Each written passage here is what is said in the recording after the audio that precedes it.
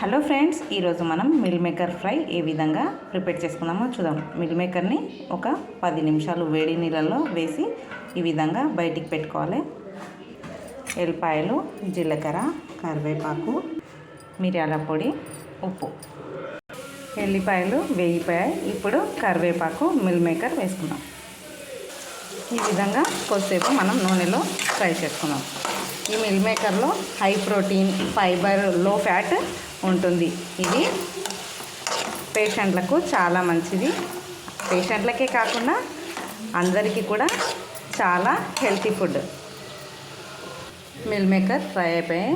దీంట్లో పసుపు, ధనియాల పొడి, కొద్దిగా మిరియాల పొడి అంటే కారం పొడి కూడా వేసుకోవచ్చు.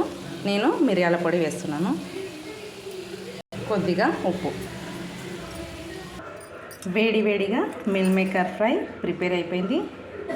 మేము చేసిన విధానం కనుక నచ్చితే లైక్ చేయండి, షేర్ చేయండి.